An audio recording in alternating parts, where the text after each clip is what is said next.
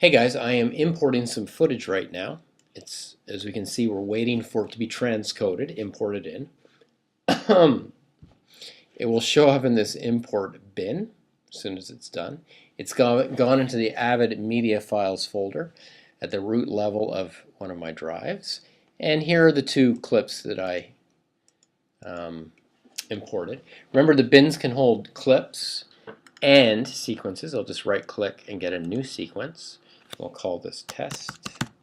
And what I'm going to ask you to do in the test is I'm going to ask you to lay down some stuff and then probably do a pre-roll and a post-roll. So pretty simple stuff. You'll be using the different tools. I have my smart tools over here on the left-hand side. This is for lifting and overwriting. This is for extracting and splicing in. These things lift things up when we're in the source record mode. And then we have the edit tools, or the trim tools, trim tools right here, ripple trim and overwrite trim when we're in the trim mode. Okay, so let me just get a shot here. I'm going to do in and out from beginning to end with a T and put that down with a B as in to overwrite. I'll drag my playhead here in the middle and I'll just insert something in the middle of it. I, O for out, and V for insert, or as they like to call it, I'm sorry, they don't call it insert, they call it splice in. So there's our little edit there. There's our record side. I'll just make that a little bit bigger. Whoa, I don't want to make it too big. And there we have it. Now the simplest thing to do if we're going to manipulate this thing, this movie, if this was the movie, the tail and the head of it, is to put some black in. And remember, if we want black, we go to our title tool application. Da da da da da da da da da da da da. While we're sitting here thinking, I want you to know some basic keystroke commands on the keyboard off by heart. Title tool. When the title tool comes up, it's all automatically has an alpha channel on. We turn that off by pressing this V to get a video background, and we'll save this. Right click it, save title as black.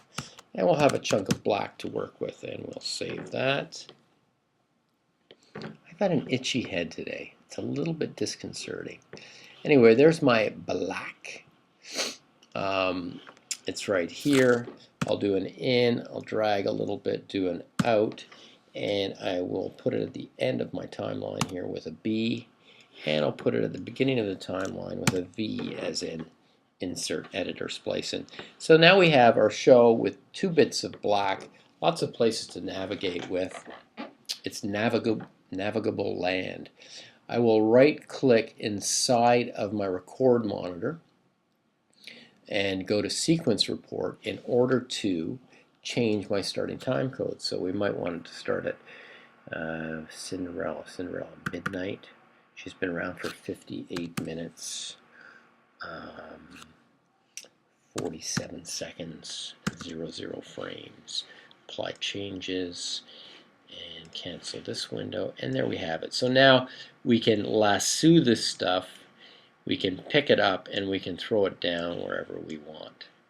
So this is the easiest way to deal with changing the timeline settings and plonking down your stuff in different places. I want you to be able to, when we edit, do some trimming.